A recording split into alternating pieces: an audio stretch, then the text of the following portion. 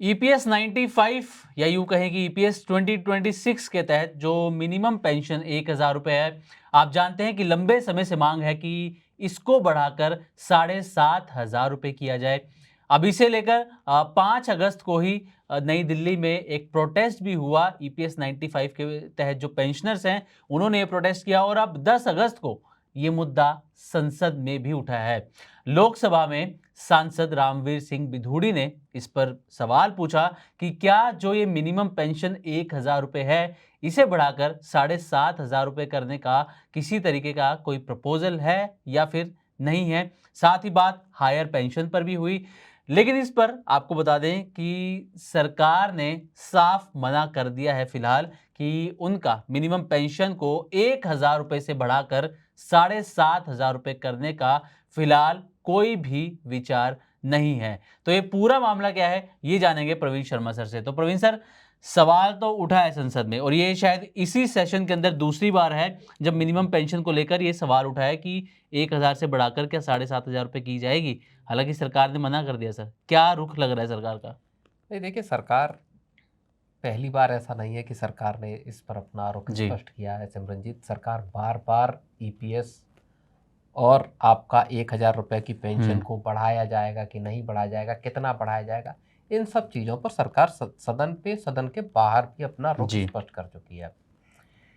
और सरकार का साफ तौर पे कहना है कि साहब, अभी हमारे जो जेब की स्थिति है, जी। खाते की स्थिति है, सरकारी खाते की, खजाने की, वो ऐसी नहीं है कि वहाँ से हम अतिरिक्त पैसा आवंटित कर सकें, जिसके जरिए जो पेंशनर्स हैं, जिनकी तादाद भी सरकार ने बताई, बाय द वे 85 लाख से ज़्यादा पेंशनर्स बिल्कुल। हैं, इनको हम 1,000 से ज़्यादा बढ़ाकर 7,500 रुपये पेंशन दे पाए। अब इसको लेके, जैसा आपने भी बताया कि 5 अगस्त को आंदोलन हुआ और तमाम जो संगठन है, जो ईपीएस या जो प्राइवेट सेक्टर के संगठित क्षेत्र के जो कर्मचारी थे, जो रिटायर हो गए हैं, उनके संगठन इस चीज़ को लेकर एजिटेशन कर चुके हैं, आंदोलन कर चुके हैं। बार बार इस बात को कहा जा रहा है कि साहब, इसको बढ़ाया जाना जरूरी है। संसद के पैनल भी इस बात को लेकर कह चुके हैं। संसद का एक जो स्थायी समिति थी, उसने भी इस बात को कहा है कि साहब, ये जो पेंशन है प्राइवेट सेक्टर के कर्मचारियों के लिए, इसको आप अगर समय के हिसाब से देखेंगे तो इसमें बड़ा इजाफा किया जाना जरूरी है। बिल्कुल। और जो आपका जो ईपीएफओ का जो पूरा सीबीटी है, उसकी जो अभी पिछले साल के आखिर में एक बैठक हुई थी, उसमें भी इस बात को उठाएगा। वहाँ तमाम मसलों की चर्चा हुई और उसमें एक मसला ये भी था विचार के केंद्र में कि क्या ईपीएस 95 के तहत जो पेंशन मिल रही, क्या इसमें भी बढ़ोतरी की जानी चाहिए। वहां पर भी जो इनपुट निकल कर आए थे, वो ये आए थे कि इस पे विचार किया जाना चाहिए। तो सरकारी हलकों में, या मैं ये कहूँगा कि सरकार के अंदर खाने, ये मसला छोटा नहीं रहा सिमरनजीत। इसको लेके राय मशवरा या एक मगजमारी जरूर चल रही है।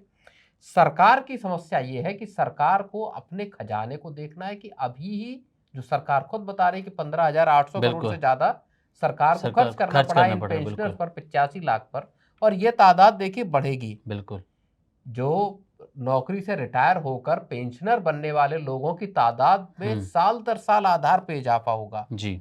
और वहां सरकार को जो अपना पैसा खर्च करना पड़ रहा है, जो एक तो सरकार को दो तरीके से पैसा खर्च करना पड़ रहा है अभी। पहला, सरकार 1.16% का आपका जितना पीएफ जाता, उसमें सरकार 12% के पार्ट में अपनी तरफ से योगदान देती है।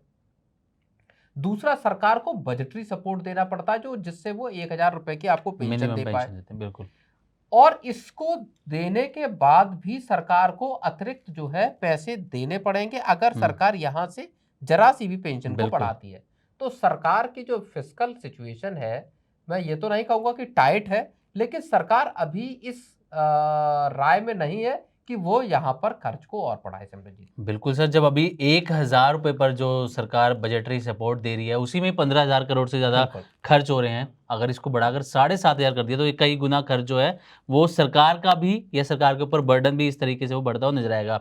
लेकिन सर, एक चीज़ और है कि जिस तरीके से हमने पिछले कुछ महीनों में देखा कि ईपीएफओ में या पीएफ में कुछ बदलाव किए गए सरकार की तरफ से, वहीं दूसरी तरफ हम कहें कि ईपीएस 95 की जो मिनिमम पेंशन है, इसको लेकर भी कहीं ना कहीं सरकार के ऊपर अब दबाव बनता हुआ नजर आ रहा है, क्योंकि प्रोटेस्ट भी हुए इसको लेकर, संसद में सवाल भी पूछे जा रहे हैं और लाखों जो पेंशनर्स हैं उनकी बस इसी पर नज़र है कि भैया सरकार इस पर क्या फैसला लेती है। तो आपको लगता है कि सरकार पर कहीं ना कहीं दबाव तो बढ़ ही रहा है और इस पर कुछ फैसला भी सरकार ले सकती है? नहीं, देखिए, फैसला सरकार को लेना पड़ेगा, आज नहीं लेना पड़ेगा, अगले कुछ वर्षों में लेना पड़ेगा। फैसला तो सरकार को करना जी। पड़ेगा और वो फैसला जो भी होगा वो एम्प्लॉयज के हित में होगा। यानी सीधे तौर पर जो 1000 रुपए की पेंशन है ये बढ़ेगी। जी। अब कितनी बढ़ेगी? क्या सरकार 2500 रुपए करेगी, या सरकार 5000 करेगी, या 7500 करेगी? मुझे लगता है सरकार ग्रेजुअली इस चीज को बढ़ाने की कोशिश करेगी कि 1000 रुपए से बढ़ाकर 2500 रुपए कर दी जाए जी। और अगले 8-10 साल फिर उसमें खींचे जाए। अभी भी ये 2014-15 का 14 से लगभग चला आ रहा है मामला, जहां से 1000 रुपए की पेंशन तय की। तो वहां से आपने 10 साल से ऊपर का वक्त अभी हो गया। सरकार कोशिश ये करेगी कि 2500 रुपए कर दी जाए और या 3000 कर दी जाए मान लो, और उसको फिर 8-10 साल तक लिया जाए कि साहब अभी हमने बढ़ाई है। तो सरकार कोशिश ये करेगी कि जिस तरह से सरकार के रेवेन्यूज बढ़े उसके अकॉर्डिंग सरकार यहाँ पर खर्च बढ़ाए। तो मुझे लगता है कि बढ़ाना सरकार को पड़ेगा, प्रेशर सरकार पर पर्याप्त है, क्योंकि आप इग्नोर नहीं कर सकते इस तबके को जो आपका, आप समझिए कि 7-8 करोड़ लोग तो अभी पीएफ के मेंबर्स हैं, और ये इस तादाद की जो डिमांड है सोशल सिक्योरिटी की, जिसमें सरकार भी जो कोड ऑन सोशल सिक्योरिटी लेकर आई, जिसके तहत आपने ईपीएस 95 को का नाम बदलकर ईपीएस 2026 किया, नोटिफाई किया उसको। तो वहां सरकार अपनी सामाजिक जो जिम्मेदारी है, सोशल सिक्योरिटी की जो जिम्मेदारी है इन 7-8 करोड़ मजदूरों की, उससे पीछे तो सरकार नहीं हट पाएगी। कितना सरकार खर्च करने को तैयार, क्योंकि अभी 1.16% भी सरकार को देना पड़ रहा है और उसके बाद एडिशनल बजटरी एलोकेशन करना पड़ रहा है ताकि 1000 रुपए की पेंशन दी जा सके। तो जब ये तादाद बढ़ेगी, 85 लाख अभी है, मान लीजिए 1 करोड़ सदस्य ऐसे हो गए जो पेंशन के दायरे में आ गए अगले 2-3 साल में मान लीजिए, तो इनको 1 करोड़ लोगों की पेंशन की व्यवस्था करने में सरकार के अगर 25-30 हजार करोड़ रुपए खर्च होते हैं तो ये अमाउंट सिमरनजीत बड़ा होगा। इसकी फंडिंग कैसे होगी? सरकार को ये रास्ता ढूंढना होगा कि कोई ऐसा रास्ता निकले जिससे कि इस जो रकम को जो सरकार खर्च करना चाहती इसकी आवक भी हो सके सरकार के पास।